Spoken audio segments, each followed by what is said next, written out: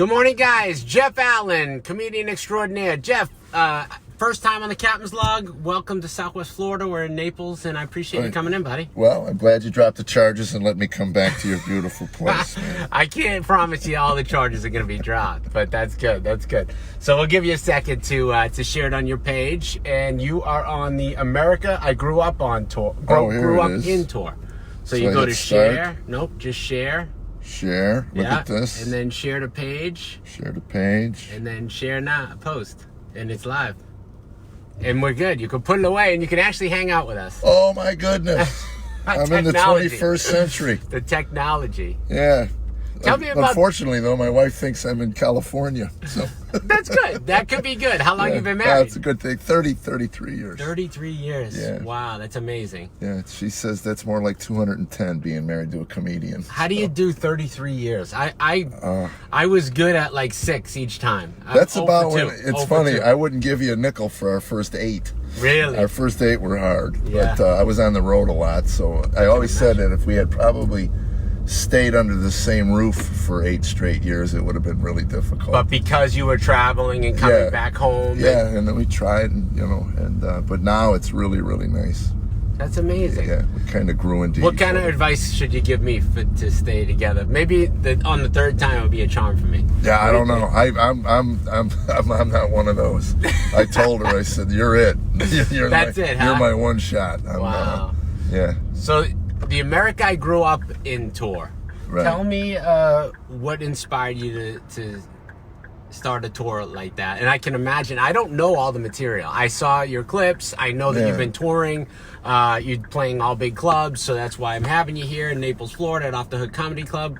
And we appreciate you coming in, so that's exciting. But tell us what we can expect. Well, if you remember Bakhtin and Mercurochrome, you'll certainly relate to it. But I think that what started it for me was watching the way my kids were raising their kids, and the way the culture's now, the helicopter parents and the bubble wrapping of the kids, and I was. It's a different world. It is. I said to my wife one day, I said, everything we did raising our kids would get us arrested today. We'd certainly lose custody. And even 10 years we used to let them just send them out and go play. Get out of the house. Get out of here. Go play in the street. You cannot do that these days. I know. And think about when we were kids, we played football in the street, with traffic. And hockey. Yeah, when the car comes. You just stepped off to the right, you stayed on the side of the road when the car came. Go by, So, and then the icing on the cake was when I took the granddaughter to the playground. I said, where's the monkey bars? And some woman says, well, the kids were falling off the monkey bars and hurting themselves. And I went, and? Yeah, they're monkey bars. And? That's what you do. That's it. I mean, that's the reason they're gone? Right. Oh, my goodness. Yeah. So anyway, I just started realizing, making some notes, and I thought, maybe there's something here. And people have really, and it's funny because the millennials are the ones that are really jumping on it. Yeah, because I think they're caught between both, right? Well, they're out. Yeah, their parents were helicopter, and they're pushing back against that, right? In the sense that they want to be on their own. Yep. And it's an interesting demographic that's been coming out to see the show. So you've been doing comedy for how long? Oh, 41 years since 78. 41 years. So you met your wife when you were already a comic. Yeah, 8 years into that. Jeez. She was a waitress. Doesn't she know better? I know. And it's funny because I swore off waitresses at comedy clubs. Oh, that too. I did. And you swore off. And every time she tell me over the years, you have no discipline, I go, look, if I had discipline, we would have never dated. That's so funny. That's so stereotypical, right? Yeah. You're the comic on the road. You meet the girl, and was she in the club? Was she? Yeah, she was a waitress at a club. Yeah. I can't tell you how many of these relationships actually, when people come on my show, say the same thing, and they work out. They work out. You know? So 41 years ago, what got you into comedy? 41 years ago. I mean, think about it. Like it wasn't a real they didn't explode until 81. Yeah. So I had a couple of years, but Chicago, where I was living, I grew up. And what was your home club? Was there such a thing? The Comedy Cottage, and the Comedy Womb, and then there was Zanies opened up on Wells in Chicago. That's my good friend. And then there were all these one-nighters. There was a couple of famous ones. The Stay Out All Night Disco. The show started at 1 in the morning. Sometimes they'd push it off till 2 a.m. I love that. And as soon as you shut the music off, people start screaming at the stage. Get out of here!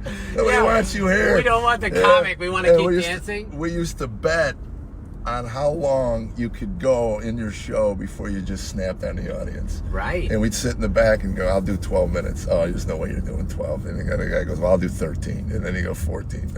Anyway.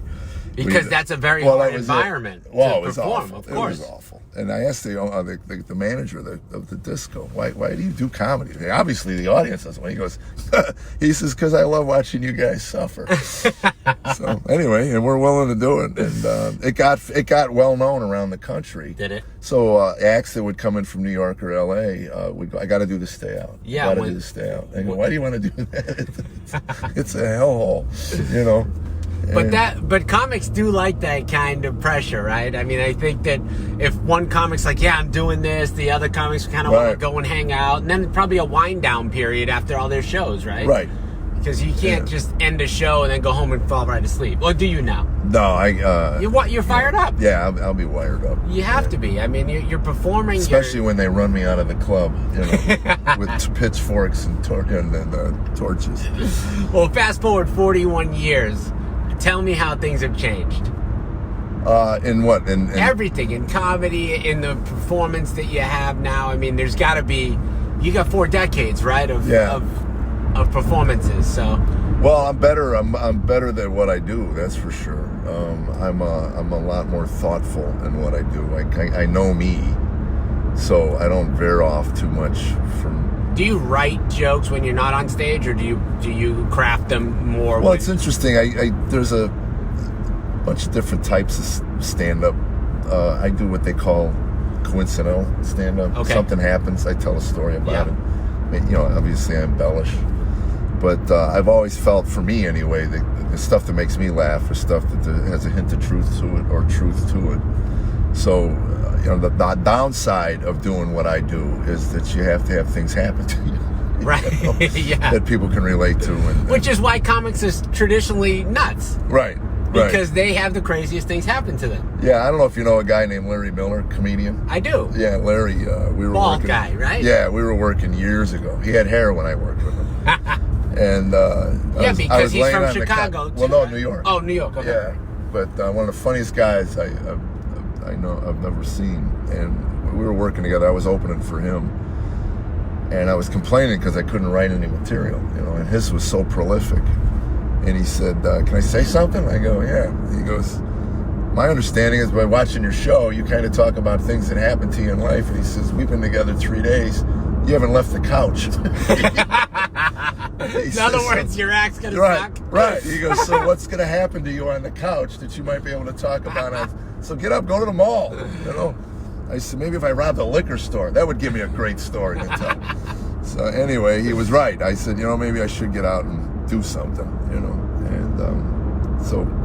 But that's kind of what I do. And then when I got married and had kids, that was an easy fit. Of course, yeah. The kids write their own material. Right. Things happen with families, and and then obviously with the cultural stuff. I don't do any political stuff just because I've been on Facebook for a while, and not one of my fans have ever asked me my opinion on anything. So that's all. Well, guys, while you're watching the show, if you want to ask his opinion on anything, you can do so now. Right. We might answer it. We may not, but we'll see it. On, whatever. So when you decided to get in comedy, what were you doing prior? I was at the jewelry company, a wholesale place. And you were slinging diamonds or what? No, it was a costume fashion. They call it fashion, but it was just costume. But I was being groomed for sales in the Chicago territory, and I was at that time just managing the shipping and receiving. Okay. Of this. And you had already been to college? No. Yeah, I went. I mean, a year and a half. I drank myself out of that. I just wanted to play baseball. Oh, me too. I played baseball. Where'd you go? Went to Black Hawk Junior College. And you played baseball there? And that was the key to get in, right? I just wanted to I wanted to just sign a deal. Yeah. And what position? As a catcher. Oh, okay. I was a pitcher. I played 4 years at Endicott College, and had a great time. That was the reason why I went to college. That was the only reason I went. Yeah. And then, I guess you had to go to class more than once in a while, So I was ineligible my second season, so I quit and I started at this jewelry company. And they took me out. Somebody took us to a comedy club one night after a jewelry show, and I was hooked. That was the pressure. First of all, Jeff Allen, by the way, performing tonight at Off the Hook Comedy Club. One show only, Wednesday night, and it's going to be a clean show, right? You do all adult clean material, right. But so popular. Everyone's really loving this show. This tour, you're taking all around the country, right? Right. How many stops have you done before this? Wow. So many, right? I mean, I saw your schedule. It was like almost we're at a daily. point where we started turning down dates for the so many dates. I saw that for the end of the year, just because my wife wants to see me every now and then. She does. Yes. Well, that's a good part of the relationship. Yeah. So Jeff, actually, you've been doing this 41 years, and I can't believe this is our first time that we actually met and had you come through the club. I know. But now I'm excited because next time you come through, we'll have to do a weekend, and we'll have to do some stuff. We'll do some stuff to get some good material for your show. That's right. We'll go out. Yeah. Sitting on the couch. We'll go hang. Yeah. We're going now on B1039, Big Mom on the Wild Bunch, and then you can catch us at 9:55 on ABC7, guys.